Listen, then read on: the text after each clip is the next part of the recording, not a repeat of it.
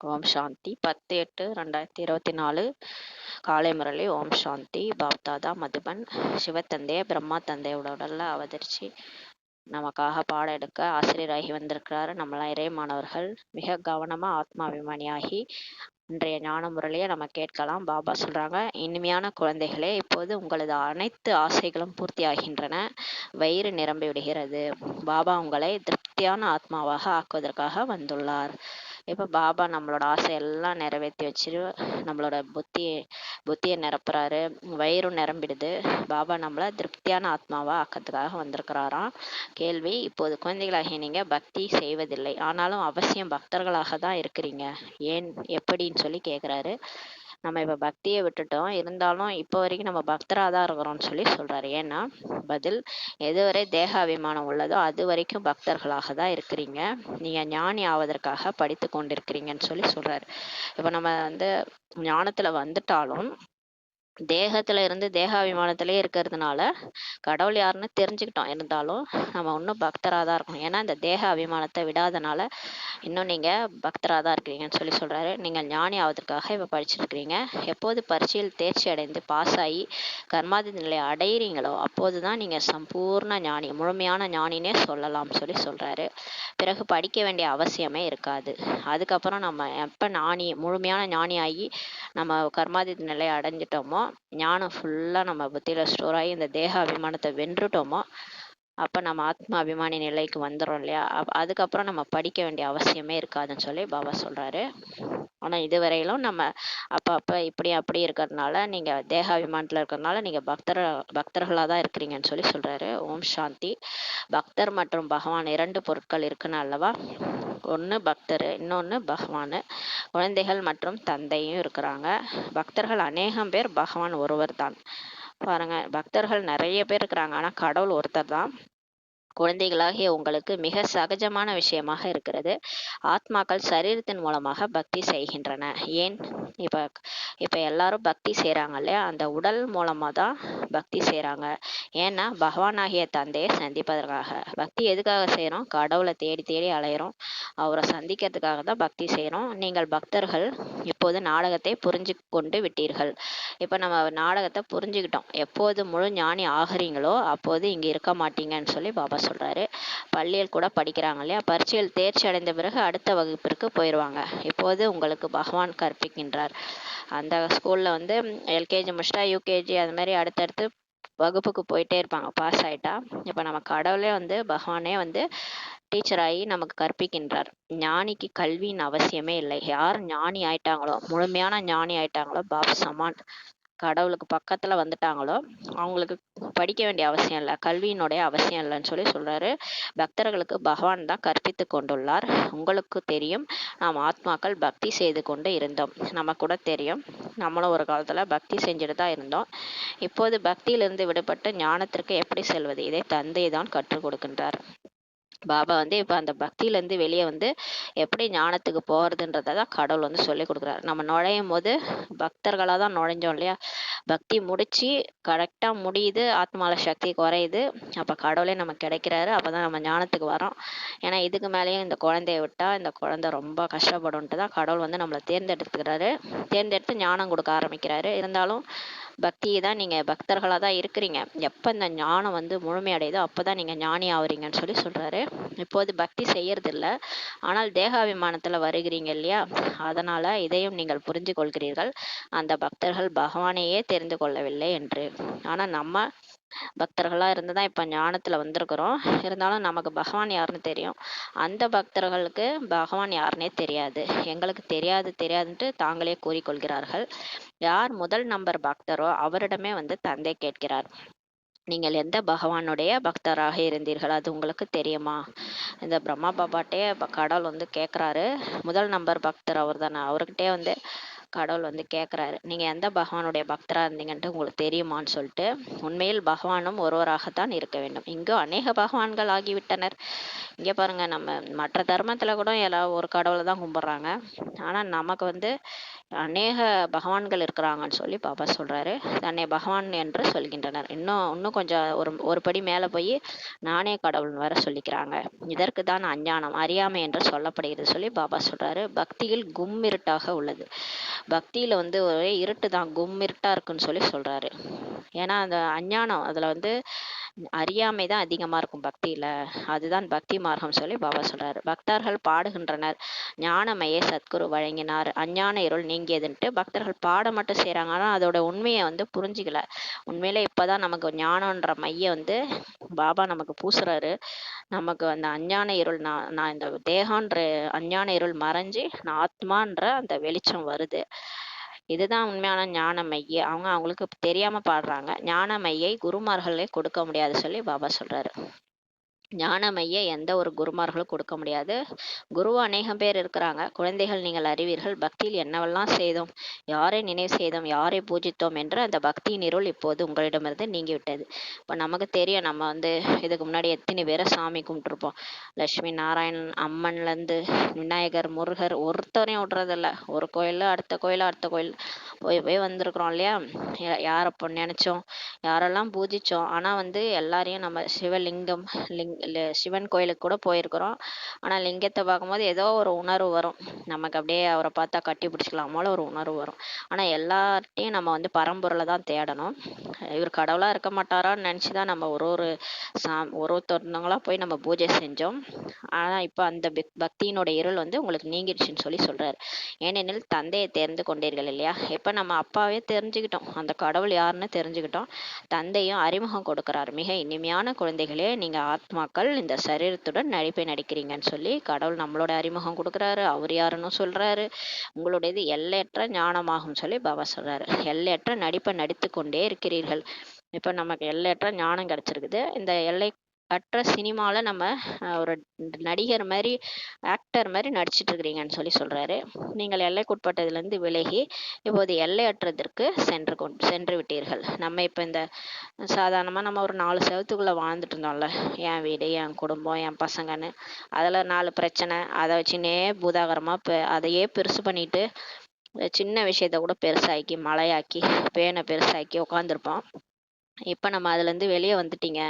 அதுலேருந்து விலகி இப்போ எல்லைக்கு அப்பாற்பட்டு போயிட்டீங்கன்னு சொல்லி பாபா சொல்கிறாரு. இப்போ உலகமே என்னுடையது, கடவுளுடைய குழந்தைனா, எல்லாரும் என்னுடைய சகோதரர்கள். உலகத்துக்கு ஒரு பிரச்சனைனா உடனே நம்ம உட்காந்து சேவை பண்ணுறோம், மனசா சேவை செய்கிறோம், அவங்களுக்கு சக்தி கொடுக்குறோம். எங்கெங்கே பிரச்சனையோ அங்கே போய் ஃபரிஸ்தாவாக பறந்து பாபாட்ட சக்தி வாங்கி கொடுக்குறோம். இப்போ நம்ம மனசு பறந்த மனசாக நம்மளை பாபா மாற்றிட்டார். உலகமும் அதிகரித்து எவ்வளவு எல்லையற்றுதல் சென்று விட்டது சொல்லி பாபா சொல்கிறாரு. பிறகு அவசியம் எல்லைக்குட்பட்டதில் வந்துவிடும். முதல்ல இந்த உலகம் பாரதமாக தான் இருந்தது. அதுக்கப்புறம் அந்த பாரத பூமி கொஞ்சம் கொஞ்சமாக அதிகமாகி அமெரிக்கா, ரஷ்யான்ட்டு எவ்வளோ பெருசாகிடுச்சு இந்த பூமி. திரும்ப பழையபடி சின்னதாக வந்துரும்னு சொல்லி சொல்கிறாரு. எல்லைக்குட்பட்டதுலேருந்து எல்லையற்றதற்கும், எல்லையற்றதுலேருந்து எல்லைக்குட்பட்டதற்கும் எப்படி வருகிறோம் என்பது இப்போது குழந்தைகளாகிய உங்களுக்கு தெரியுது சொல்லி சொல்கிறாரு. ஆத்மா சிறிய நட்சத்திரம் போல இருக்குது. இவ்வளவு தெரிந்துள்ளது இருந்தும் இவ்வளவு பெரிய லிங்கம் செய்கின்றனர். ஆத்மா சின்னதாக தான் இருக்குது. நம்மளே இந்த உடல் நம்ம கிடையாது, உயிர் தான். இந்த உடல் அழிஞ்சு போயிடுது, இறந்துட்டா புதைச்சிடுறாங்க. அந்த ஆத்மா போயிடுச்சு, உயிர் விட்டுருச்சு அப்படின்றாங்க. உயிர் போயிடுச்சுப்பான்னு சொல்கிறாங்க. உயிர் எங்கே போச்சு? அது ஆத்மா இவ்வளோ நாள் அந்த உடலில் நடிச்சுது, அதோட பாகத்தை நடிச்சுட்டு அடுத்த பாகம் நடிக்க போயிருக்குது. பாவ புண்ணிய கணக்கு வழக்கம் முடிக்கிறதுக்கு வேற உடல் போயிருக்குது. அது சிறிய நட்சத்திரமா இருக்குதுன்னு சொல்றாங்க. ஆனா அந்த சின்ன ஆத்மாவினுடைய தந்தையும் அவரும் எப்படி இருக்கிறாரு? சின்ன நட்சத்திரம் மாதிரி தான் இருக்கிறாரு. ஆனா அவருக்கு எவ்வளவு பெரிய லிங்கம் செய்யறாங்கன்னு சொல்லி பாபா சொல்றாரு. அவர்களும் என்ன செய்ய முடியும்? என்ன செய்வாங்க பக்தியில? அப்புறம் அவரை வழிபடணும், அவருக்கு பூ வைக்கணும், அபிஷேகம் பண்ணணும். அதுக்காக பூஜை செய்ய முடியாது இல்லையா? ஏனெனில் சிறிய புள்ளிய பூஜை செய்ய முடியாது. அதனால பெரிய லிங்கமா வச்சுட்டாங்க. இது மாதிரி லிங்கம் உருவாக்குனாங்க. பாபா சொல்றாரு, 2 புருவ மத்தியில் ஒளிர்விடும் நட்சத்திரம் என்று சொல்கின்றனர். சொல்றாங்க 2 புருவ மத்தியில ஒளிர்விடுற நட்சத்திரம் தான் ஆத்மான்ட்டு சொல்றாங்க. இப்போது அந்த நட்சத்திரத்தை எப்படி பக்தி செய்யறதுன்னு சொல்லி பாபா கேட்குறாரு. சின்ன புள்ளியா இருக்கிறாரு பாபா. அவர் எப்படி பக்தி செய்யறது? பகவானை பற்றி யாருக்குமே தெரியல. ஆத்மாவை பற்றி தெரியுது, ஆத்மா 2 புருவத்துக்கு மத்தியில இருக்கிறது அவ்வளோதான்ட்டு. ஆனால் ஆத்மா தான் சரீரம் எடுத்து நடிப்பை நடிக்கிறது என்பது புத்தியிலே தெரிவதில்லை. எல்லாம் நம்புறாங்க ஆத்மா 2 புருவத்துக்கு மத்தியில இருக்குது, எல்லாம் புரிஞ்சுக்கிறாங்க. அதனால தான் பாருங்க, கை போய் கால் போய் கூட வாழ முடியும், ஆனால் தலை போய் யாராலையும் உயிரோட இருக்க முடியாது. ஏன்னா தலையில தான் ஆத்மா இருக்குது இல்லையா? இப்போ கை போச்சு கால் போச்சுன்னா கூட அதை செஞ்சு செஞ்சு வச்சுக்கிறாங்க. இடுப்பு அளவுக்கு இல்லைன்னா கூட அதை இப்போ சயின்ஸில் ஏதோ கண்டுபிடிச்சி இடுப்பில் மிஷின் மாதிரி கண்டுபிடிச்சி வச்சுக்கிறாங்க. எல்லாமே உடம்புல எந்த பார்ட் இல்லைனாலும் பிரச்சனை இல்லை, டாக்டர்ஸ் ஏதாவது செஞ்சு வச்சுக்கிறாங்க. ஆனால் தலை போனால் யாராலையும் இருக்க முடியாது. ஏன்னா தலையில தான் ஆத்மா இருக்குது. உயிரே உடம்புல எங்கே இருக்குன்னா தலை நெற்றி புருவத்தில் தான் இருக்குது. அதனால நெற்றி புருவம் போயிடுச்சுன்னா அவ்வளோதான், ஆத்மாவால் அந்த உடலில் நடிக்க முடியாது. பாபா சொல்கிறார், ஆத்மா புள்ளியாக இருக்குது, 2 புருவ மத்தியில் இருக்குன்னு சொல்கிறீங்க, அதெல்லாம் புரிஞ்சிருக்கிறாங்க. ஆனால் ஆத்மா தான் இந்த சரீரம் எடுத்து நடிப்பு நடிக்குது என்பது புத்தியில் தெரியறதே இல்லைன்னு சொல்கிறாரு. முதல் நீங்கள் தான் பூஜை செஞ்சீங்க, பெரிய பெரிய லிங்கம்லாம் செஞ்சீங்க, நீங்கள் தான் வழிபட்டீங்க, நீங்கள் தான் பழைய பக்தர்கள்ன்றாரு. ராவணனை கூட அனைத்தினமும் பெரிய உருவமாக செய்கிறாங்க, சிறிய ராவணனாக செய்யறதில்ல. தசரா கொண்டாடினாலே 10வது நாள் பெரிய ராவணனை செஞ்சு எரிக்கிறாங்க. மனிதர்கள் கூட சிறியதாக பிறகு பெரியதாக தான் ஆகிறாங்க இல்லையா? இப்ப சின்ன குழந்தையா பிறகுறான், அப்புறம் தானே பெருசாகிறோம். ராவணனை ஒருபோதும் சிறியதாக காண்பிக்கிறது இல்லை. பெருசாதான் ராவணனை செய்யறாங்க, 10 தலை ராவணனை. அவன் சிறியதாகவோ பெரியதாகவோ ஆவதே இல்லை. அவர் எந்த ஒரு ஸ்தூலமான பொருளும் அல்ல. இந்த ராவணன்றது உண்மையில ஒரு ஆளே கிடையாது. ராவணன்றது மாயான்றது 5 விகாரங்களுக்கு தான் ஒப்பிடப்படுகிறது சொல்லி பாபா சொல்றாரு. 5 விகாரங்கள் அதிகரித்து கொண்டே இருக்கின்றன. இப்ப 5 விகாரம் அதிகமாயிட்டே இருக்குது இல்லையா? அதனாலதான் ராவணனை பெருசா செஞ்சு எரிக்கிறாங்க. ஏனெனில் தமோ பிரதானமாகி கொண்டே உள்ளனர். ஏன்னா இப்ப ரொம்ப உலகம் எல்லாருமே மோசமாயிட்டே போறாங்க. அதாவது ஓரளவுக்கு எல்லாம் கம்மியா இருந்தது இப்ப கிரைம்லாம். இப்ப என்னன்னா அதிகமா தவறு செய்யறாங்க. தண்டனை அடைஞ்சும் கூட யாரும் திருந்துற மாதிரி தெரியல. அது மாதிரி கொள்ளை கற்பழிப்புன்ட்டு எல்லா அக்கிரம அநியாயமும் நடக்கிறதுக்கு காரணமே இப்போ அந்த 5 விகாரங்களும் தமோ பிரதானமாயிட்டே போயிடுச்சுன்னு சொல்றாரு. முன்னர் தேகாபிமானம் இந்த அளவு இருக்கவில்லை. முன்னாடி இப்போ துவாபர யுகத்துல கூட அந்த அளவுக்கு இல்லை. உன்னுடைய பொருள் உன்னுடையது, என்னுடைய பொருள் என்னுடையதுன்ட்டு துவாபரயுகத்துல இருந்தது. ஆனா கலியுகத்துல பாருங்க, உன்னிது என்னிதுன்ட்டு அபகரிக்கத்திலே இருக்கிறாங்க எல்லாரும். அந்த மாதிரி முன்ன மாதிரி தேகாபிமானம் இந்த அளவுக்கு கிடையாதுன்னு சொல்லி பாபா சொல்றாரு. பிறகு அதிகரித்துள்ளது. இப்பதான் ரொம்ப தேகாபிமானம் அதிகரிச்சிச்சு. ஒருவரை பூஜை செய்தோம், பிறகு இன்னொருவரை பூஜை செய்தோம், அப்படி அதிகரித்து கொண்டே வருகிறது. பக்தி கூட ஃபர்ஸ்ட் லிங்கத்தை வழிபட்டோம், அப்புறம் லட்சுமி நாராயணனோட காட்சி கிடைச்சு அதில் யாரோ சிலை செஞ்சிருப்பாங்க, அந்த சிலையை வழிபட்டோம் ராஜாவா இருந்து. அதுக்கப்புறம் ஒன்றா அப்படியே அப்புறம் பார்த்தீங்கன்னா இப்போ நிறைய குருமார்கள் எல்லாம் சிலை வடித்து அவங்கள கூட வணங்குறாங்க. சாய்பாபா, ராகவேந்திரர் அப்படின்ட்டு ஒவ்வொருத்தவங்களா பூஜை செஞ்சுட்டே வந்தோம். ஏன்னா எங்கேயாவது போனால் நமக்கு நிம்மதி கிடைக்குமா? எங்கேயாவது போனால் நம்ம ஆசை நிறைவேறுமா? எங்கேயாவது போனால் பணம் கிடைக்குமா? இப்படியே போய் தான் பூஜை இந்த பக்தி அதிகரிச்சுட்டே வந்துருச்சுன்னு சொல்றாரு. ஆத்மா தமோ பிரதானம், கீழ்நிலை அடைகிறது. இப்போ ஆத்மா என்ன ஆகுது? பக்தி செஞ்சால் கீழ்நிலை தான் அடைவோம், நம்ம மேலே போக மாட்டோம். ஞானத்துல தான் நம்மளை பாபா உயர்த்துறாரு. நீங்க பக்தி பண்ணீங்கன்னா திரும்ப கீழ்நிலையை தான் அடைவீங்கன்னு சொல்றாரு. புத்தியில் சதோ பிரதானம் நாம் எப்போது ஆகிறோம்? எப்போ நம்ம புத்தியில உயர்நிலை அடையிறோம்னா பிறகு தமோ பிரதானம் எப்போது ஆகிறோம்? பிறகு நம்ம எப்படி கீழ்நிலை ஆகிறோம் என்னும் இந்த விஷயங்களை அறிந்த மனிதர் உலகில் எவருமே இல்லை. எப்படி நம்ம உயர்ந்த நிலை அடையிறோம், எப்படி ஆத்மா பேட்டரி சார்ஜ் ஆகுது, எப்படி ஆத்மா பேட்டரி டிஸ்சார்ஜ் ஆகுது, இந்த விஷயங்களை தெரிஞ்சவங்க யாருமே இல்லைன்னு சொல்றாரு. கடவுளை நினைச்சா, ஒரு ஞானத்தை கேட்டா ஆத்மால சக்தி நிரம்பும். இதே நீங்க மற்ற விஷயங்களை கேட்குறீங்க, வேற அவங்க சொன்னாங்க இவங்க சொன்னாங்க, இந்த வெளி விஷயங்களை கேட்கறது, வெளி விஷயங்களை பார்க்கறது, 5 விகாரங்கள் சம்பந்தப்பட்ட விஷயங்களை கேட்கறது பார்க்கறது, பக்தி செய்யறது, யாருக்கிட்டையாவது போயிட்டு கையேந்தி நிக்கிறது, கடவுளே எனக்கு இதை செய் அதை செய்யினா நம்ம தாழ்ந்த நிலையில போறோம்னு அர்த்தம். பாபா புரிய வைக்கிறாரு, ஞானத்தில் எந்த ஒரு கஷ்டமுமே கிடையாது. தந்தை மிகவும் சகஜமாக ஞானம் சொல்றாரு, கற்பிக்கிறார். இருப்பினும் முழு படிப்பின் சாரமாக அமைகிறது. நாம் ஆத்மா, தந்தையின் குழந்தைகள், தந்தையை நினைவு செய்ய வேண்டும் சொல்லி பாபா சொல்றாரு. இந்த ஞானத்துல கஷ்டம் எதுவுமே கிடையாது, பாபா ஈஸியா சொல்லி கொடுக்குறாரு. இருந்தாலும் இந்த முழு ஞானத்தினுடைய சாரமே என்னன்னு பாத்தீங்கன்னா, நான் ஆத்மா, பாபாவுடைய குழந்தை, பாபாவை நினைவு செய்யணும். இவ்வளோதான். அந்த 3 விஷயம் தான் இத குழந்தைங்கள் கூட சொல்லி எக்ஸ்பிளைன் பண்ண முடியுன்றாரு. இத செஞ்சாலே நம்ம ஆத்மா பேட்டரி சார்ஜ் ஆகி எங்கேயோ போயிருவோம் நம்ம. ஆனா அத மட்டும் தான் செய்ய முடியாது. நெறைய விஷயங்கள் நம்ம புத்தியில வந்து குழப்பும். நெறைய நம்ம சேத்துல சிக்கிட்டு இருக்கிறோம். நேத்து சொன்னார்ல, சேத்துல போய் மாட்டிட்டு இருக்கிறாங்க. போய் பாம்போட வயித்துக்குள்ள மாட்டிக்கிட்டாங்க. மாயா பச்சா முழுங்கிருச்சுன்னு சொல்லி சொல்றாரு. இந்த பாடலும் உள்ளது. கோடியில் சிலர் அதிலும் ஒரு வெளிப்படுகின்றனர். ஒரு சிலர் தான் வெளிப்படுகின்றனர். கோடியிலும் சிலர், அந்த சிலரிலும் சிலர் தான் வெளிப்படுறாங்கன்னு சொல்லி சொல்றாரு. பாபா செலக்ட் பண்றது கோடி பேரு. கோடியில சிலர், 33 கோடி தேவதைகள். அதுல சிலர் தான் வராங்க. அந்த சிலரிலும் சிலர், அந்த 108 பேர் தான் ரொம்ப கடவுளுக்கு க்ளோஸ் ஆகுறாங்க. மத்தவங்கலாம் ஏனோ தானோன்னு தான் பிகேவா இருக்கிறாங்க. அதான் பாபா சொல்றாரு. கோடியில் சிலரே சரியான விதத்தில் தெரிந்துள்ளனர் சொல்லி பாபா சொல்றாரு. கடவுளே தெரிஞ்சுக்கிட்டவங்களே கோடியில சிலர் தான். ஆமா, கடவுள் தான் வந்து பாடம் எடுக்கிறாரு. அவரு தான் என்ன கரை சேர்த்துறாருன்ட்டு நம்புறவங்களே கொஞ்சம் பேர் தான்றாரு. தந்தையை தெரிஞ்சுக்கிட்டவங்க சொல்வார்கள், தந்தை எப்போதாவது அப்படி இருக்கிறாரா என்ன? அவரவர் தந்தையை அனைவரும் தெரிந்துள்ளனர். இந்த தந்தையை ஏன் மறந்து விட்டனர்? பாபா சொல்றாரு, நீங்க தான் என்ன மறந்துட்டீங்க. என்ன சரியா கூட தெரிஞ்சுக்கல, நான் அப்படியா இருக்கிறேன்னு சொல்லி கேக்குறாரு. அவங்கவுங்க அப்பாவெல்லாம் மறக்கறீங்களா என்ன? எல்லாரும் தானே தெரிஞ்சிருக்கிறீங்க. உங்க சரீரத்தின் தந்தையை மறந்து போயிடுறீங்களா என்ன? செத்து போனா கூட போட்டோ வச்சு தானே பார்த்துட்டு இருக்கிறீங்க. ஆனா என்ன மட்டும் ஏன் மறந்துட்டீங்கன்னு சொல்லி கேக்குறாரு. இதன் பெயரே ஒளிந்து பிடித்து விளையாடும் விளையாட்டு. ஃபுல்ஃபுல்லையா விளையாட்டு. இது வந்து என்னன்னா, நம்ம மறந்துருவோம். அப்புறம் திரும்ப வந்து பாபா ஞாபகப்படுத்துவாரு. இதுதான் ஒளிஞ்சு பிடிச்சி விளையாடுவோம் இல்லையா? வா ஓடி ஒளிஞ்சு விளையாடுற விளையாட்டு விளையாடலாம்னு சொல்லி விளையாடுவோம்ல அந்த காலத்துல. அந்த மாதிரி இப்ப பாபாவை மறக்கிறது, திரும்ப பாபா நமக்கு ஞாபகப்படுத்துது. இது ஒரு விளையாட்டுன்னு சொல்லி சொல்றாரு. ஒருவர் எல்லைக்குட்பட்ட தந்தையா இருக்கிறாரு, மற்றொருவர் எல்லைக்கு அப்பாற்பட்ட தந்தை. 2 தந்தையிடம் வந்து ஆசி கிடைக்கிறது. எல்லைக்குட்பட்ட அப்பாட்ட வந்து சிறிது ஆசி தான் கிடைக்கும். ஒரு வீடு வாசல், அது அழியக்கூடிய ஆசி தான். அது இன்னைக்கு நம்மளது, நாளைக்கு வேற யாரையோடது ஆயிடும்.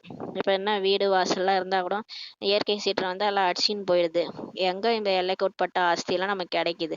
நாளுக்கு நாள் முழுவதும் சிறியதாக ஆகிவிடுகிறது சொல்லி பாபா சொல்றாரு. எதுவுமே இல்லாதது போலதான் இப்ப. நீங்க இப்பெல்லாம் நம்பிட்டு இருக்காதீங்க, என்கிட்ட இருக்கிறது எல்லாம் அப்படியே இருக்கும் கடைசி வரைக்கும். எதுவுமே இப்ப கிடையாதுன்ட்டார் பாபா. எதுவரை எல்லையற்ற தந்தை வரலையோ அதுவரை வயிறே நிரம்புவதில்லை சொல்லி பாபா சொல்றாரு. கடவுள் வந்துதான் இப்ப வயிறை நிரப்புறாரு. இது வரைக்கும் எதுவுமே நம்ம நிரம்பி என்ன இருந்தது நம்மள்ட்ட? ஒண்ணும் இல்லாதவங்கள தானே ஆயிட்டோம். பாபா சொல்றார், வயிறு முழுவதும் காலியாகும் போது தான் தந்தை வந்து இப்ப வயிற்றை நிரப்புகிறார். குழந்தைகளாக உங்களுக்கு ஏதேனும் பொறுத்து கொள்ளும் அவசியமே இல்லாத அளவிற்கு ஒவ்வொரு விஷயத்திலும் வயிற்றை நிரப்பிவிடுகிறார். பாருங்க, ஞானத்துக்கு வந்தவனும் பாபா வந்து நம்மள எதுவுமே பொறுத்து கொள்ள அவசியமே இல்லாத அளவுக்கு நிறைய நிரப்புறாராம். அவ்வளோ கஷ்டத்துல இருந்தா இப்ப பாபா வந்து எல்லாம் கொடுக்குறாரு, வயிற்றை நிரப்புறாருன்னு சொல்றாரு. அனைத்து ஆசைகளையும் பூர்த்தி செய்கிறார். அதாவது புத்தியில ஞானத்தை நிரப்பி எல்லாத்தையும் புரிய வைக்கிறாரு, எல்லாத்துல இருந்து வெளியே வர வைக்கிறாரு. எல்லா ஆசையும் நமக்கு பூர்த்தி செய்கிறார். திருப்தியான ஆத்மா ஆகிவிடுகிறது. ஆத்மா எப்படி ஆகுது? திருப்தியா ஆயிடுது. எப்படி? பிராமணர்களுக்கு உணவிடும் போது ஆத்மா திருப்தி ஆகிவிடுகிறது. அது எல்லைக்குட்பட்ட திருப்தி. இப்போ வந்து யாராவது இறந்துட்டாங்கன்னா பிராமணர்களை கூப்பிட்டு தவசம் வைப்பாங்க. அந்த காலத்துல துவாபரயுகத்துல தான் தவசம் கொடுக்கும்போது அந்த பிராமணர்களுக்கு சாப்பாடு போடுவாங்க. அப்ப அந்த பிராமணர் உடல்ல வந்து அந்த செத்து போன ஆத்மா சாப்பிடுமா, சாப்பிட்டுட்டு திருப்தி ஆயிடுமா. இல்ல வருதோ வரலையோ அந்த பிராமணர் சாப்பிட்டாலே அந்த ஆத்மா திருப்தி ஆயிடுமா. அது எல்லைக்கு அப்பாற்பட்ட திருப்தின்னு இதை தான் சொல்லப்படுதுன்னு சொல்லி பாபா சொல்றாரு. எவ்வளவு வித்தியாசம் பாருங்க. அந்த எல்லைக்குட்பட்ட திருப்திக்கும் அப்பாற்பட்ட திருப்திக்கும் எவ்வளவு வித்தியாசம் பாருங்கன்னு சொல்லி பாபா சொல்றாரு. பாருங்க, ஆத்மா உடல்ல இருக்கும்போது எல்லைக்குட்பட்ட திருப்தி அடையுது. இப்ப எனக்கு யாராவது ஒரு ட்ரெஸ் வாங்கி கொடுக்குறாங்க, ஒரு சாப்பாடு வாங்கி கொடுக்குறாங்க, சாப்பிட்டுட்டு வாழ்த்துறோம்ல நல்லா இருங்கன்ட்டு, அது எல்லைக்குட்பட்ட திருப்தி. இதே ஒரு ஆத்மா உடம்பே விட்டுட்டு போயிடுச்சு, அது வந்து அந்த பிராமணர் மூலமா சாப்பிடுது, அது அது திருப்தி அடையுது. இது எல்லைக்கு அப்பாற்பட்ட திருப்தி. எவ்வளவு வித்தியாசம் பாருங்கன்னு சொல்லி சொல்றாரு. தந்தையை அறிந்து கொள்வதால் தான் திருப்தி ஏற்படுகிறது. இப்ப நமக்கு எதனால திருப்தி ஏற்பட்டது? நம்ம கடவுளை தேடணும், பக்தி பண்ணோம். 63 பிறவியா பக்தியை தவிர நம்ம வேற எதுவுமே பண்ணல. கோயில் கோயிலா அலைஞ்சோம், தானம் தர்மம் பண்ணோம், அவங்க சொன்னாங்க இவங்க சொன்னாங்க, எல்லாத்தையும் செஞ்சுட்டு தான் வந்திருக்கிறோம். இந்த லாஸ்ட் பிறவில போய் அதை போய் செய்வாங்களா யாராவது? இன்னமும் அந்த பக்தியை பண்ணிட்டே இருந்தா என்னதான் நடக்குறது? அதெல்லாம் விட்டுருங்கன்றாரு. இப்ப கடவுளே கிடைச்சிட்டாரு. கடவுளுக்காக தான் நம்ம பக்தியே பண்ணோம். அவரே ஞானத்துல நமக்கு கிடைச்சிட்டாரு. பிரம்மா உடல்ல வந்திருக்கிறது சிவபாபா தான். என்னுடைய கடவுள் தான். அவர் தான் வந்துட்டாரு. அவர் என்னுடைய அப்பா, ஆசிரியர், சத்குருன்னு சொல்லிட்டாரு இல்லையா? இனிமே என்ன வேணும்? திரும்ப எதுக்கு கோயில்ல போய் தேடுறீங்கன்றாரு பாபா. கோயில்ல போய் திரும்ப திரும்ப என்ன தேடுறீங்க? அப்ப என்ன தெரிஞ்சுக்கலையா நீங்க? நான் வந்திருக்கிறது நான் தான் புரிஞ்சுக்கலையா? தந்தையை அறிந்து கொள்வதால் தான் திருப்தியே ஏற்படுகிறது சொல்லி பாபா சொல்றாரு. ஏனெனில் தந்தை சொர்க்கத்திற்கு எஜமானனா ஆக்குறாரு. கடவுள் வந்த பிறகுதான் நமக்கு திருப்தி வந்துச்சு. ஏன்னா அவர் தான் கையில சொர்க்கத்தையே ஆஸ்தியா எடுத்துன்னு வந்திருக்காருல்ல, கிஃப்ட் எடுத்துன்னு வந்திருக்காரு. நம்மளை வேற சொர்க்கத்துக்கு எஜமானனா ஆக்குறாரு. இதை நம்பணும். நம்பாதவங்களுக்கு தந்தையும் தெரியாது, சொர்க்கத்தை கொடுக்குறாருன்றதையும் நம்பாதவங்களுக்கு, அது நம்புறவங்களுக்கு தான் கடவுள், நம்பாதவங்களுக்கு சிலைன்னு சொல்லுவாங்கல்ல. இங்கேயும் அப்படிதான் ஞானத்திலையும் கடவுள் வந்திருக்கிறாரு, எனக்கு சொல்றாரு, எனக்கு சொர்க்கத்துக்கு நான் போறேன்னு நம்பினாதான் அது கிடைக்கும். பாபா சொல்றாரு, நீங்கள் அறிவீர்கள், நாம் எல்லையற்ற தந்தையினுடைய குழந்தைகள். தந்தையை தான் அனைவரும் நினைவு செய்கிறார்கள் அல்லவா? நமக்கு தெரியும் நம்ம வந்து அப்பாவுடைய குழந்தைகள். எல்லாருமே அந்த கடவுளை தான் நினைவு செய்றாங்க. ஆனாலும் சிலர் சொல்வர், இதுவோ இயற்கையானது. சிலர் என்ன சொல்றாங்க, இந்த உலகம் இயற்கை, கடவுளே கிடையாது, எல்லாமே இயற்கைன்னு சொல்லி சொல்றாங்க. நாம் பிரம்மத்தில் ஒன்றி விடுவோம் சொல்லி சொல்லுவாங்க சன்னியாசிகள்லாம். தந்தை கூறியுள்ளார், பிரம்மத்தில் யார் ஒருவரும் ஐக்கியமாகி விட முடியாது. பிரம்மன்றது ஒரு 6வது தத்துவம். இப்ப எப்படி 5 தத்துவங்கள் இருக்கு, நிலம், நீர், காற்று, அது மாதிரி அந்த பிரம்மன்றது அங்க 6வது தத்துவம். அது அந்த இடம், அது வந்து ஒரு இடம். இடத்துல போய் யாராவது ஐக்கியமாக முடியுமா? நான் வானத்துல ஐக்கியமாயிட்டேன், பூமியில ஐக்கியமாயிட்டேன்னு யாராவது சொல்லுவீங்களா? எப்படி பிரம்மத்துல போய் ஐக்கியமாக முடியும்? அது உடம்போடலாம் யாரும் போக முடியாதா? போனா ஆத்மா மட்டும் தான் போகணும். ஆத்மா புள்ளியா இருக்குது, அது போய் எப்படி ஐக்கியமாகும்? இதெல்லாம் புரிஞ்சுக்கணும். இதை கூட யோசிக்காம சொல்றாங்க, இது ஒரு முடிவில்லாத நாடகம், சுற்றி கொண்டே இருக்கிறது சொல்லி பாபா சொல்றாரு. இதில் குழம்புவதற்கு சிறிதும் கூட அவசியமே இல்லை. இது திரும்ப திரும்ப இந்த டிராமா நடந்துட்டே இருக்கு. இதுக்கு முடிவே கிடையாது. எல்லைக்கு அப்பாற்பட்ட சினிமா. 4 யுகங்களின் சக்கரம் வந்து சுற்றி கொண்டே இருக்கும். சத்தியகம், திரேதாயுகம், துவாபரயுகம், கலியுகம். இப்ப கலியுகம் நடக்குது. திரும்ப திரும்ப திரும்ப சத்தியுகம் வரும். எப்படி இந்த காலை போயிட்டு மாலை வருது, நண்பகல் வருது, மாலை வருது, அதுக்கப்புறம் இரவு வருது இல்லையா? இதே மாதிரிதான் இந்த நாடக சக்கரமும் சுத்திக்கிட்டே இருக்கும். மாத்தவே முடியாது. நம்மளால இரவை மாத்த முடியுதா, பகலை மாத்த முடியுதா, இல்ல சீசனை தான் மாத்த முடியுதா? எதையும் மாத்த முடியல. அதுவா நடக்குது இல்லையா? இயற்கையை நம்மளால மாத்த முடியுமா? அது மாதிரிதான் இந்த நாடகமும், இதை மாத்த முடியாது சொல்லி சொல்றாரு. 4 யுகலின் சக்கரம் இப்போது சுற்றி கொண்டே இருக்கும் சொல்லி பாபா சொல்றாரு. அதே போன்று மீண்டும் நடக்கும். திரும்ப திரும்ப இதேதான் நடக்கும். திரும்ப நம்ம அடுத்த கல்பத்துல இதே மாதிரிதான் பாபா குழந்தையாகி பாபா முரளியை கேட்டுட்டு இருப்போம். தந்தை ஒருவரே, உலகம் ஒன்றுதான் சொல்லி பாபா சொல்றாரு. கடவுள் ஒருத்தர் தான், இந்த உலகமும் ஒண்ணுதான். வேற எங்கேயும் உலகம்லாம் கிடையாது. புளூட்டோக்கு போறேன், நெப்டியூனுக்கு போறேன்லாம் அங்கெல்லாம் வாழ தகுதியே கிடையாது. எர்த்துல மட்டும்தான் ரொம்ப இந்த வெப்பநிலை, வெப்பமும் கரெக்டா இருக்கும், குளிர் நிலையும் கரெக்டா இருக்கும். மற்ற இடத்துலலாம் ஒண்ணு குளிர் அதிகமா இருக்கும். மற்ற கிரகத்துலலாம், பூமிக்கு முன்னாடி இருக்க கிரகத்துல எல்லாம் வந்து ஹீட் அதிகமா இருக்கும். அதனால எங்கேயும் போய் வசிக்க முடியாது. மனிதன் வசிக்கக்கூடிய இடம் ஒண்ணே ஒண்ணு, அது அந்த உலகம் இது மட்டும்தான் சொல்லி சொல்றாரு. நிலாவுல எல்லாம் போயிட்டு நம்ம வசிக்க முடியாது. வெளி மனிதர் எவ்வளவு தலையை உடைத்துக் கொள்கிறாங்க. சந்திரனில் உலகம் இருக்குதுன்னு நினைச்சுக்கிறாங்க. நட்சத்திரங்களில கூட உலகம் இருக்கிறதாக நினைக்கிறாங்க. நட்சத்திரம்ன்றது ஒரு கல்லு, அதை போய் உலகம்னு யாரும் நினைப்பாங்க? எவ்வளோ தேடுகின்றனர், எவ்வளோ தேடுறாங்க. இந்த உலகம் அழிஞ்சிரும், நம்ம வேற எங்கேயாவது போயிடலான்ட்டு தேடுறாங்க. சந்திரனில் கூட பிளாட் வாங்க நினைக்கிறாங்க. இது எப்படி நடக்கும் சொல்லி பாபா கேக்குறாரு. நிலால போய் பிளாட் வாங்குவாங்களா? அங்க யாருக்கு போய் பணம் கொடுப்பாங்க சொல்லி பாபா கேக்குறாரு. நிலால எத்தனை வீடு இருக்குது, அங்க போய் யாருக்கிட்ட போய் நீங்க பணம் கொடுத்து பிளாட் வாங்க போறீங்கன்னு சொல்லி கேக்குறாரு. இதற்கு தான் விஞ்ஞானத்தின் கர்வம் என்று சொல்லப்படுகிறது. இதுதான் சயின்ஸினுடைய ஈகோன்னு சொல்லப்படுதுன்றாரு. மீதி வேற எதுவுமே இல்லை. ஒரு செகண்ட்ல இந்த பூமி நிலநடுக்கம் வந்துச்சுன்னா, இந்த நில அதிர்வு வந்துச்சுன்னா எல்லாரும் காலி, முடிஞ்சு போச்சு. இதுல வேற போய் நிலாவுல போயிட்டு வாங்க போறாங்களாம் நிலம். அதான் பாபா சொல்றாரு, முயற்சி செய்து கொண்டே இருக்கிறாங்க. எல்லாரும் முயற்சி செஞ்சுட்டு இருக்கிறாங்க. இது மாயின் பகட்டு அல்லவா சொல்லி பாபா சொல்றாரு. இது எல்லாமே மாயா வந்து விளையாடிட்டு இருக்குது. இந்த மாயா என்ன பண்ணுது, கவர்ச்சி பண்ணி இழுக்குது ஒரு பக்கம். இங்க ஈஸ்வரனையே நம்பாம மாயா பக்கம் போயிட்டு இருக்காங்கன்னு சொல்லி சொல்றாரு. சொர்க்கத்தை விட அதிக ஷோ செய்து காண்பிக்கின்றனர். இந்த சைனாலாம் பாத்தீங்கன்னா நிறைய என்னென்னமோ ஷோலாம் பண்ணி அவ்வளோ ஒரு வீடு மேல வீடு கட்டி என்னென்னமோ பண்றாங்க. அந்த ஷோவெல்லாம் பார்த்து மயங்கிடுறாங்க மனிதர்கள். சொர்க்கத்தையோ மறந்தே விட்டனர். சொர்க்கத்தில் அளவில்லாத செல்வம் இருந்தது. பாபா சொல்றாரு, இதவே சொர்க்கம்னு நினைச்சுக்கிறாங்க. சொர்க்கம்ன்றதே மறந்துட்டாங்க. சொர்க்கத்துல அளவில்லாத செல்வம் இருந்துச்சு, வாங்கன்னு சொல்லி சொல்றாரு. வாங்க அங்க காட்டுறேன். சொர்க்கத்துல எவ்வளவு செல்வம் இருந்துச்சு தெரியுமா? ஒரு கோவிலில் இருந்து கூட எவ்வளவு செல்வம் எடுத்து சென்று விட்டனர் பாருங்கன்னு சொல்லி பாபா சொல்றாரு. இப்போ இந்த சோம்நாத் லிங்கம் கோயில் இருக்கு இல்லையா, அங்கே வந்து நிறைய படையெடுத்து வந்து நிறைய செல்வத்தை கொள்ளையடிச்சிட்டு போயிட்டாங்க. பாரதத்தில் தான் இவ்வளோ செல்வம் இருந்தது, கஜானா மிக நிரம்பி இருந்தது சொல்லி பாபா சொல்றாரு. முகமது கஜினி கூட வந்தார் இல்லையா, 17 முறை படையெடுத்து வந்தாரு, தோத்துட்டாருன்னு சொல்லுவாங்க. ஆனா உண்மையிலே அவர் எதுக்கு வந்தாருன்னு இப்பதான் தெரியுது. அவர் வந்து இந்த சோம்நாத் லிங்கத்துல கொள்ளையடிச்சிட்டு போனாராம். கொள்ளையடிச்சிட்டு போய் அதுக்காக தான் 17 முறை வந்தாருன்ட்டு இப்பதான் தெரியுது. நம்ம ஹிஸ்டரியில படிக்கும் போது ஏதோ அவர் படையெடுத்து வந்து தோத்து தோத்து போனாரு 17 முறைன்னு சொல்லி கேள்விப்பட்டிருக்கிறோம். ஆனா பாருங்க, பாபா சொல்லி தான் இப்பதான் தெரியுது. அரை கல்பம் நீங்க சக்தி நிரம்பியவராக இருக்கிறீங்க. 2500 வருஷம் நம்ம சக்திசாலியா ஆயிடுறோம். திருட்டு போன்றவை அங்க பேருக்கு கூட இருப்பதில்லை. அங்க திருடுன்னு எதுவுமே கேள்விப்பட முடியாது. அங்க எல்லாமே திறந்து கிடக்கும். வீடே திறந்து, மாளிகையே திறந்து தான் கிடக்கும். ஏன்னா தேவதைகள் திருட மாட்டாங்க, அவங்களுக்கு அந்த பழக்கமே கிடையாது. எந்த விஷயம் அங்க அப்படியே கொட்டி கிடக்கும். அப்படியே மண்ணு மாதிரி இருக்கும். மண்ணு மாதிரி அங்க வந்து தங்கம் கொட்டி கிடக்கும். வைரங்கள்லாம் கொட்டி கிடக்கும். எந்த தேவதைகளும் அதை அள்ளிட்டு போக மாட்டாங்க, திருட மாட்டாங்க. அந்த மாதிரி திருட்டுன்ற பேருக்கு கூட அங்க இருக்காதுன்னு சொல்லி சொல்றாரு. ஏன்னா அங்க 5 விகாரமே இருக்காது. 5 விகாரங்கள்ல ஒன்றுதான் திருட்டு. அதனால இதெல்லாம் இப்ப விடுங்கன்னு சொல்லி சொல்றாரு. இங்க பாருங்க, இங்க எல்லாம் திருடுறது, கொலை பண்றது, பொய் சொல்றது, இது எல்லாமே விகாரம் தான். பாபா சொல்றாரு, ராவண ராஜ்யமும் கிடையாது. ராவண ராஜ்யம் துவங்கும் போதுதான் இந்த திருட்டு, சண்டை, கலவரம் முதலியன ஆரம்பிக்கின்றன. பாருங்க, இப்ப இது ராவண ராஜ்யம் தானே. எங்க பார்த்தாலும் கலவரம், எங்க பார்த்தாலும் சண்டை, வீட்டுக்கு வீடு கணவன் மனைவி சண்டை. இங்க ஒரேடியா அங்க கலவரமே இப்ப நடந்துட்டு இருக்குது, நாட்டுக்கு நாடு. இது எல்லாமே ஆரம்பிக்கின்றன சொல்லி பாபா சொல்றாரு.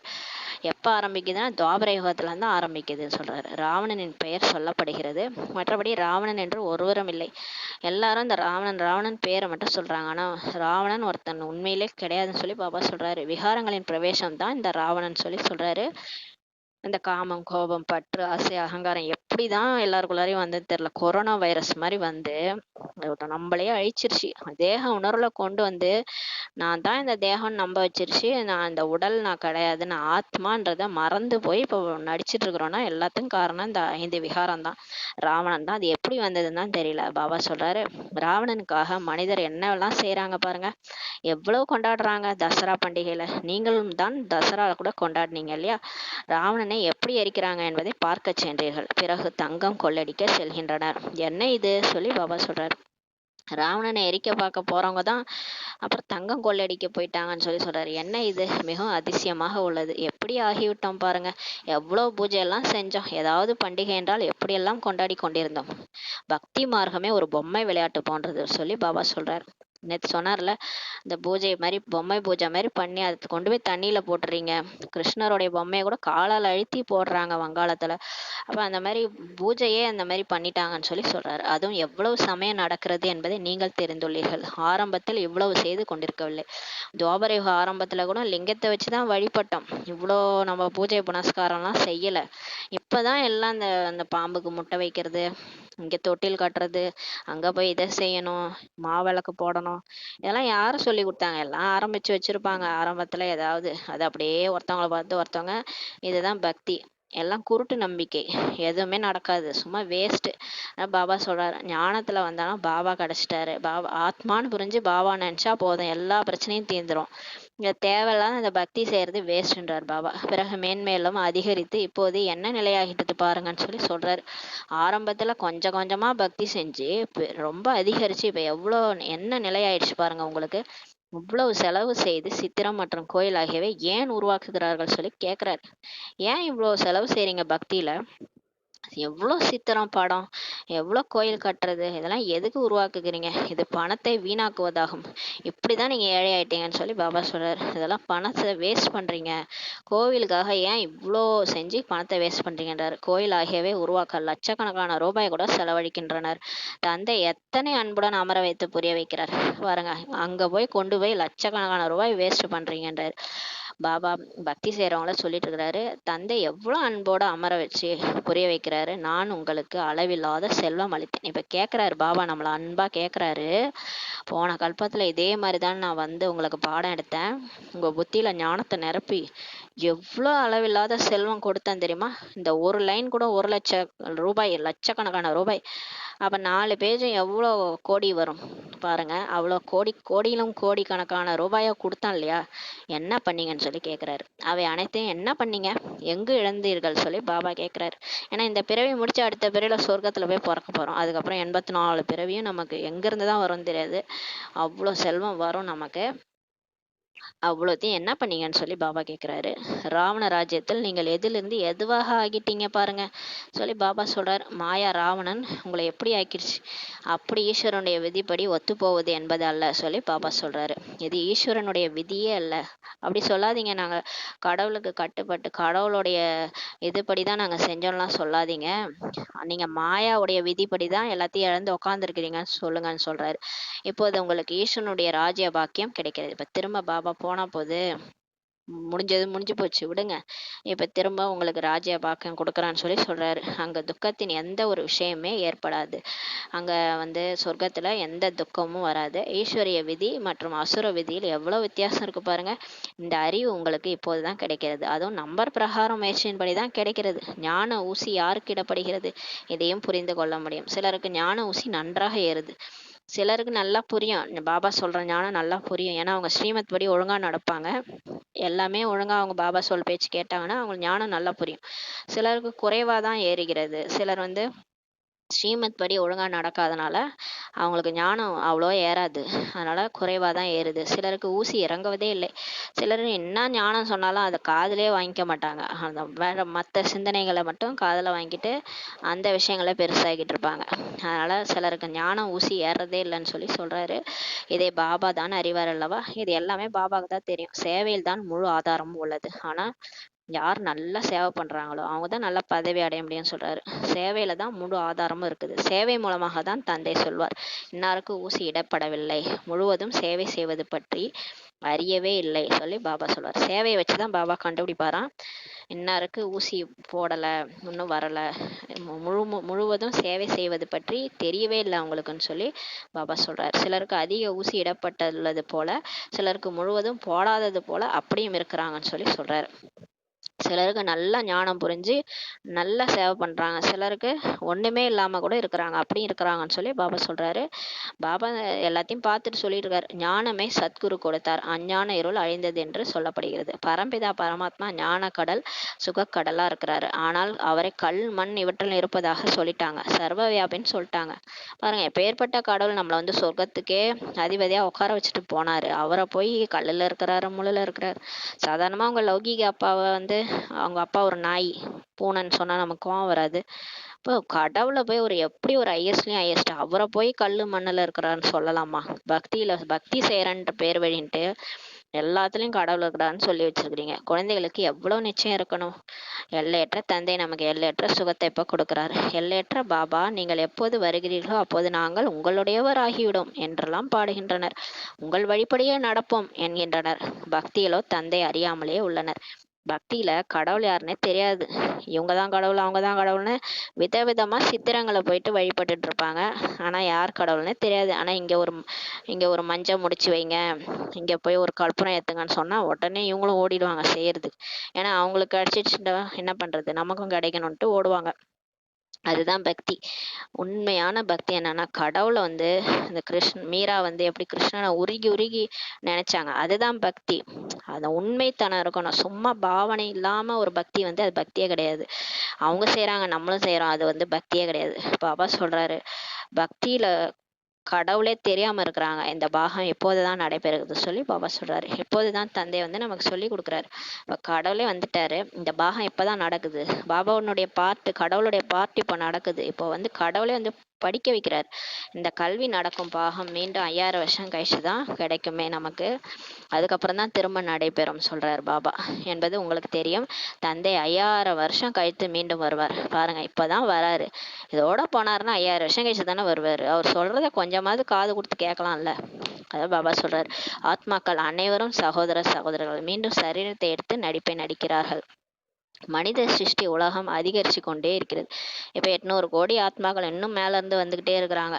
எப்போ அந்த கடைசி ஆத்மா வருதோ அப்போ திரும்ப எல்லாரும் ரிட்டர்ன் போக வேண்டியது தான்.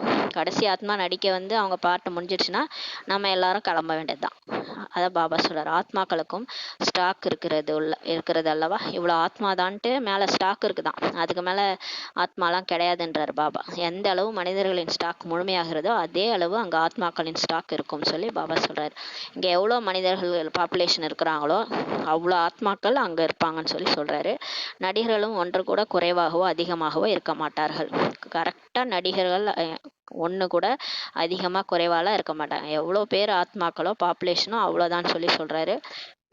இவர்கள் அனைவருமே எல்லையற்ற நடிகர்கள். எல்லாருமே இப்போ பூலோகத்தில் வாழறாங்கல்ல, எல்லாருமே சினிமாவில் நடிக்கிற நடிகர்கள். நம்ம கூட நடிகர்கள் தான். இந்த எல்லையற்ற சினிமாவில் நடிச்சிட்டு இருக்கிறோம். அது எப்போ தெரியுமா தெரியும்? அந்த உடலை விட்டு நம்ம வெளியே போகும்போது தான் தெரியும். ஐயோ, இது ஒரு ட்ராமா, இதில் நம்ம நடிச்சிட்டு இருந்திருக்கிறோம். பாபா அப்பயே சொன்னாரே, நம்ம இதை போய் ஊன்றி நடிச்சிட்டோமே, இவங்க தான் என் குடும்பம், இவங்க தான் என் குழந்தைகள் நினச்சிட்டு இருந்தோமே, கடைசியில் இதெல்லாம் ஒரு சினிமாவா, இதெல்லாம் ஒரு நாடகமான்ட்டு அப்போ தான் நமக்கு தெரியும். ஆனால் இப்போ ஊன்றி போய் நடிச்சிட்டு இருக்கிறோம் பாருங்க. இதே மாதிரி தானே போன பிரிவில் நம்ம இதே மாதிரி எவ்வளோ பேரை விட்டுட்டு வந்திருப்போம். ஒரு குழந்தை குட்டியோட அம்மா அப்பாவோட இருந்திருப்போம். திடீர்னு ஏதோ ஒரு ஹார்ட் அட்டாக்கோ ஏதோ வந்து செத்து போயிருப்போம். எல்லாரையும் விட்டுட்டு தானே வந்தோம். அதே மாதிரி தான் இதுவும். இப்பயும் நடிச்சிட்டு இருக்கிற பார்ட்டும் இதுவும் நடிப்பு தான். அது தெரியாமல் ஊன்றி போய் நடிச்சிட்டு இருக்கிறீங்கன்றாரு. இவர்களுக்கு அனாதி முடிவில்லாத நடிப்பு கிடைக்கப்பெற்றுள்ளது சொல்லி சொல்கிறார். நமக்கு 84 பிறவி பாகம் கிடைச்சிருக்குன்றாரு. இது அதிசயம் அல்லவா? இப்போது குழந்தைகள், நீங்கள் எவ்வளோ புத்திசாலி ஆயிட்டீங்க. இந்த படிப்பு எவ்வளோ உயர்ந்தது. கடவுளே வந்து படிக்க வைக்கிறாருன்னா எவ்வளோ உயர்ந்த படிப்பு. அந்த கலெக்டர், ஐஏஎஸ், இந்த வக்கீலுக்கெல்லாம் படிக்கிறாங்களே, அதை விட எவ்வளோ உயர்ந்த படிப்பு. உங்களுக்கு படிப்பிக்கின்றவர் யார்? சுயம் ஞான கடல் தந்தை ஆவார் சொல்லி பாபா சொல்றாரு. மற்ற அனைவரும் பக்தி கடல் தான் ஆவார்கள். நீங்க மற்ற பக்தியில போனீங்க இல்லையா, அவங்களாம் பக்தி கடல். எப்படி பக்திக்கு மதிப்பு இருக்கிறதோ அப்படியே தான் ஞானத்துக்கும் மதிப்பு இருக்கிறது. பக்தியில் எத்தனை மனிதர்கள் ஈஸ்வரனுக்காக எத்தனை தான புண்ணியம் காரியம்லாம் செய்கிறாங்க. ஈஸ்வரன் கோயிலே கதின்னு கிடப்பாங்க. சிலர் உட்காந்தே இருப்பாங்க. சிலர் பாருங்க தான தர்மம்லாம் பண்ணுவாங்க ஈஸ்வரன் பேரால. அது பாவனையோட செய்கிறாங்க. இப்போ இருக்கிறது பக்தியா?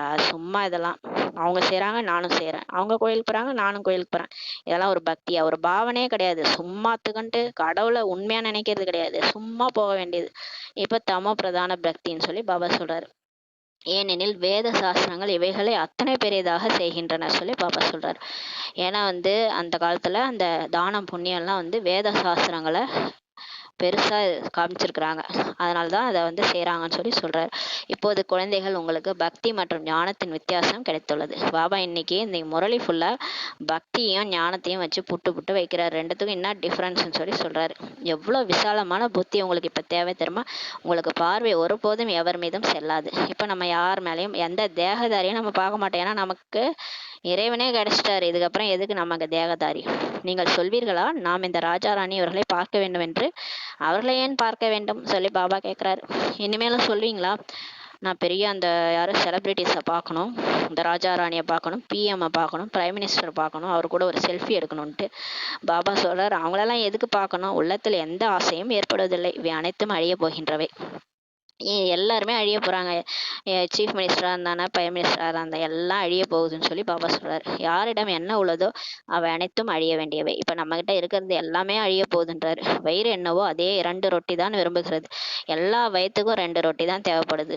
அதுக்கு எதுக்கு பணக்காரவங்க ஏழைன்ட்டு எல்லாருக்கும் 2 ரொட்டி தான் சொல்கிறாரு. ஆனால் அதற்காக எத்தனை பாவம் செய்கிறாங்க.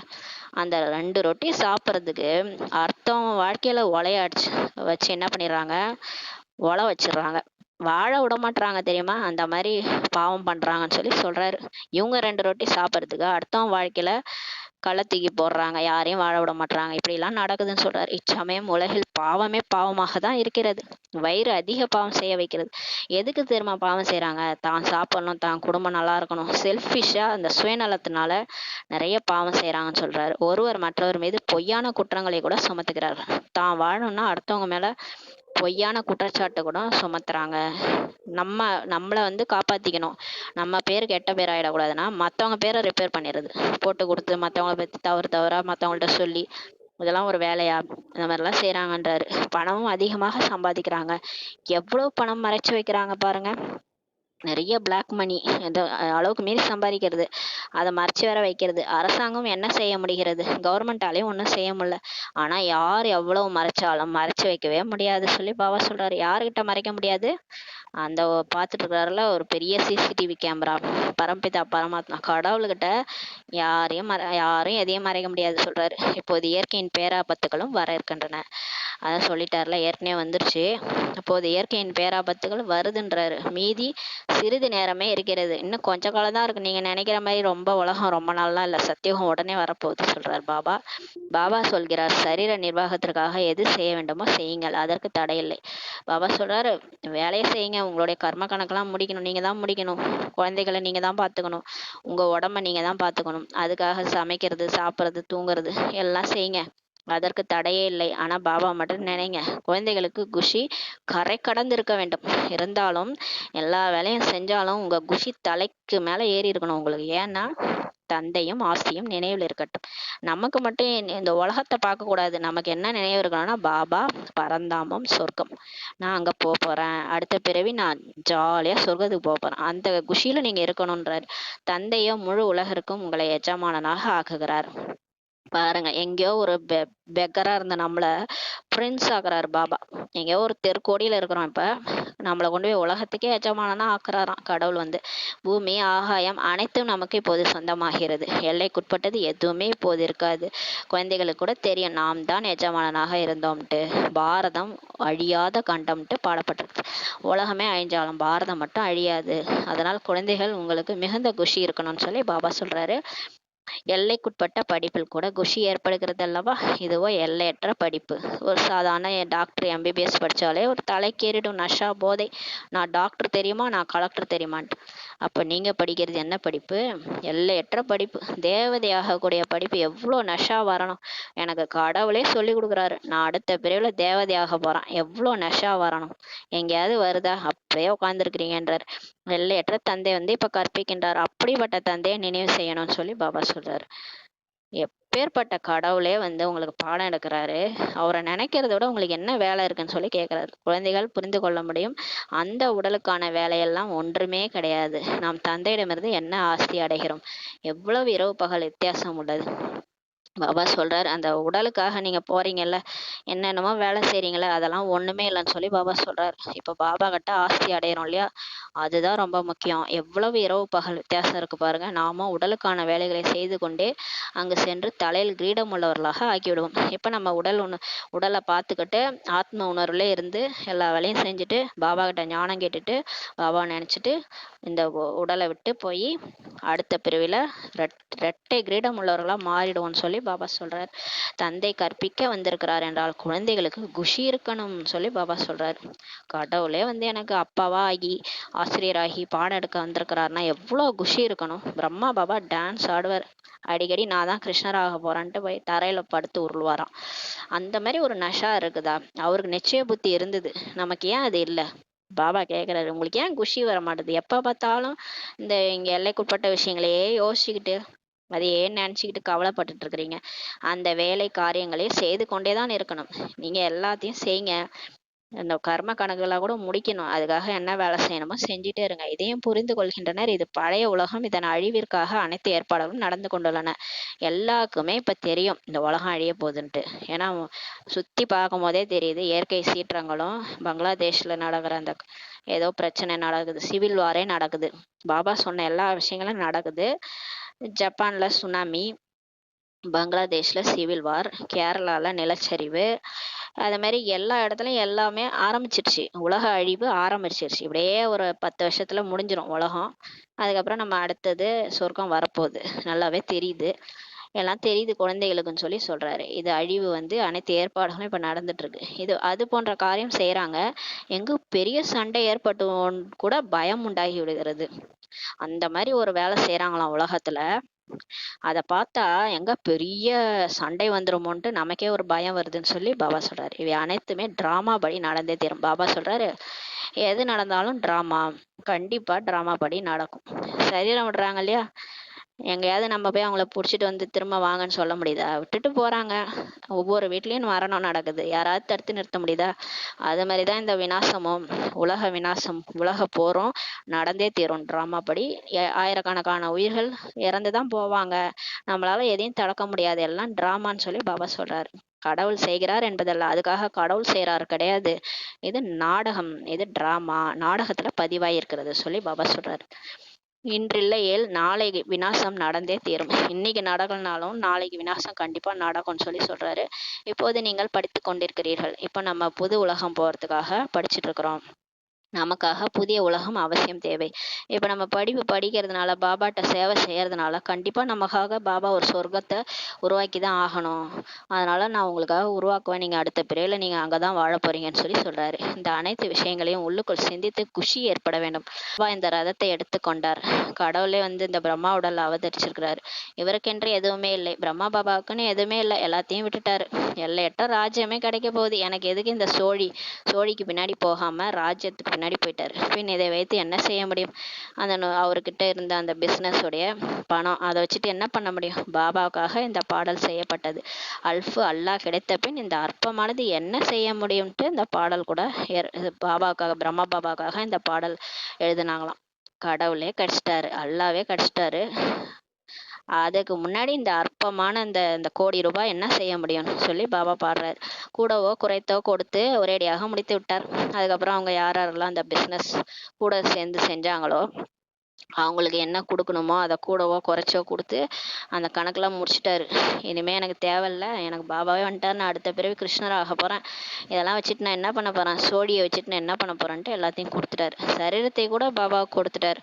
பாருங்க, உடல் மனம் பொருள்ன்ட்டு இந்த வில்வ இலைய சிவன் தலையில போடுறது உண்மையா பிரம்மா பாபா தான் செஞ்சிருக்கிறாரு.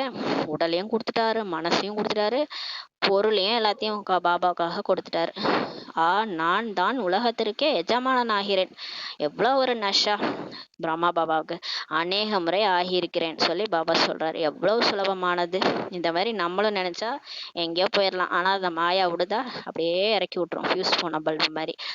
பாபா சொல்றாரு, எவ்வளவு ஈஸி. நீங்கள் உங்கள் வீட்டில் இருந்துகிட்டே உங்களை ஆத்மான்ட்டு புரிஞ்சு பாபாவை மட்டும் நினைவு செய்யுங்க, அவ்வளவுதான். நான் ஆத்மா நடிக்க வந்திருக்கேன், இந்த உடல் நான் கிடையாது. சுற்றி இருக்கிறவங்களோட நான் அன்பா இருப்பேன், விலகி இருப்பேன். என் பார்ட்டை முடிச்சுட்டு நான் கிளம்புவேன். பாபா நினைவுல நான் போகணும் உடலை விட்டு. இந்த மாதிரி முயற்சி பண்ணிட்டே இருந்தாலே போதும், நல்லது. இனிமேலும் இனிமையான காணாமல் போய் கண்டெடுக்கப்பட்ட செல்ல குழந்தைகளுக்கு தாயும் தந்தையுமான பாப்தாதாவின் அன்பு நினைவுகளும் காலை வணக்கம். ஆன்மீக குழந்தைகளுக்கு ஆன்மீக தாய் தந்தையின் நமஸ்காரம். நாம் ஆன்மீக குழந்தைகள் ஆன்மீக தாய் தந்தைக்கு நமஸ்காரம். தாரணைக்கான முக்கிய சாரம். ஃபர்ஸ்ட் பாயிண்ட், வேற எந்த ஒருவர் மீதும் கண் சென்று மூழ்காத அளவிற்கு அப்படிப்பட்ட திருப்தியான விஷால புத்தியுடையவர்களாக ஆகணும்.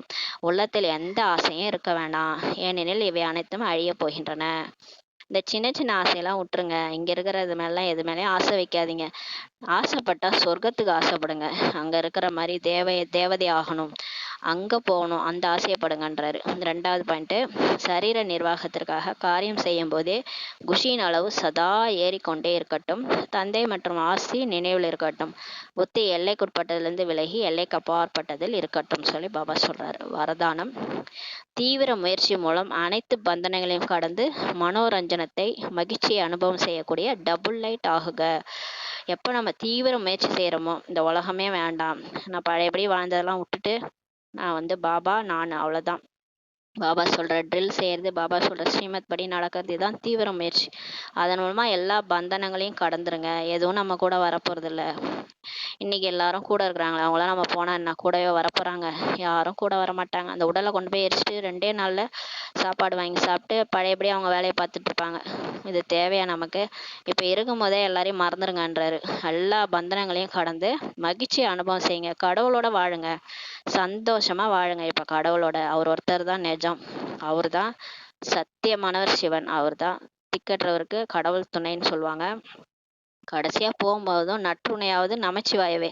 அவர் தான் நம்ம கூட வருவார், யாரும் நம்ம கூட வரமாட்டாங்க. அதனால எல்லா பந்தனத்தையும் இப்பவே கடந்துட்டு மகிழ்ச்சி அனுபவம் செய்யக்கூடிய டபுள் லைட் ஆகுகன்ற வரதானம் கொடுக்குறாரு. டபுள் லைட்டாக இருங்க, எந்த விஷயத்துலையும் தலையிடாதீங்க, இங்கே என்ன நடந்தாலும் கண்டுக்காதீங்கன்னு சொல்கிறாரு. நான் இறந்துட்டேன், நான் ஒரு ஃபரிஸ்தா அப்படின்ட்டு பறந்து போயிட்டே இருங்க. நான் சரியாக தான் இருக்கின்றேன், ஆனால் இந்த சம்ஸ்காரங்களின் மனிதர்களின் வாயுமண்டலத்தின் பந்தனம் இருக்கிறது சொல்லி சில குழந்தைகள் சொல்கிறாங்களாம். பாபா, நான் நல்லா தான் பாபா முயற்சி செய்கிறேன், உங்களை தான் நினைக்கிறேன், இருந்தாலும் என் பழைய சுபா சம்ஸ்காரம் அடிக்கடி டென்ஷன் ஆகிறது, கோவப்படுறது, இதெல்லாம் தானாக வந்துடுது, என்னன்னே தெரில, டென்ஷன் ஆகிறேன். அதுமாரி சொல்கிறாங்களாம். பாபாகிட்ட சொல்கிறாங்க, சில மனிதர்கள் என்னை டென்ஷன் பண்ணுறாங்க, கூடவே இருந்துட்டு கோவத்தை கிளப்புறாங்க பாபா. அப்புறம் வாயுமண்டலத்தில் எல்லா விகாரமும் நடக்குது, அந்த இடத்துல இருக்க வேண்டியதாக இருக்குது அப்படின்லாம் சொல்கிறாங்க. ஆனால் காரணம் எப்படிப்பட்டதாக இருந்தாலும் பாபா சொல்கிறாரு, எப்பேற்பட்ட ரீசனாக இருந்தாலும் சரி, என்னவாக இருந்தாலும் சரி, தீவிரமான முயற்சியாளர் அனைத்து விஷயங்களிலும் ஒன்றுமே நடக்காதது போல கடந்து விடுவார்கள்.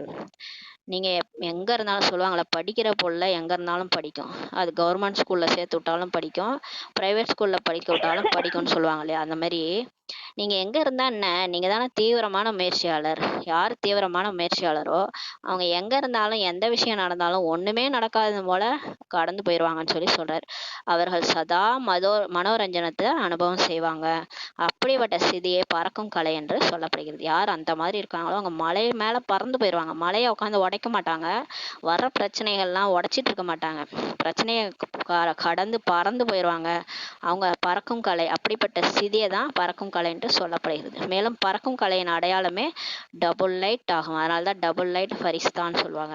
டபுள் லைட்னா மனசும் லைட்டு, புத்தியும் லைட்டு, அப்படியே உடல் உணர்வு கிடையாது, ஆத்ம உணர்வு, பாபா நினைவு, அப்படியே டபுள் லைட்டாக இருந்தீங்கன்னா பறந்து போயிடலாம், எந்த பிரச்சனையுமே உங்களுக்கு சுமையாக தோண்டாதுன்றாரு. அவர்களுக்கு எந்த விதமான சுமையும் கலக்கத்தை ஏற்படுத்த முடியாது.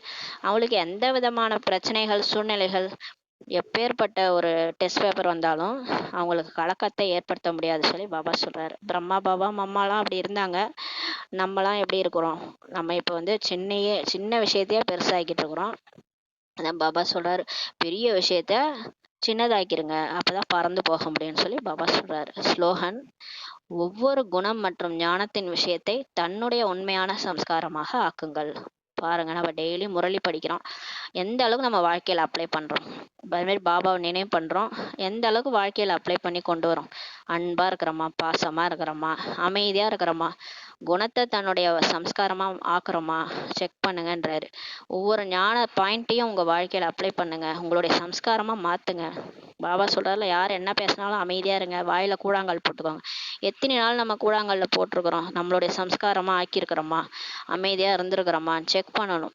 ஒவ்வொரு குணம் மற்றும் ஞானத்தின் விஷயத்த உங்களுடைய தன்னுடைய உண்மையான சம்ஸ்காரமாக ஆக்குங்கள் சொல்லி பாபா சொல்கிறாங்க. ஓம் சாந்தி. நன்றி பாபா, நன்றி ராமா.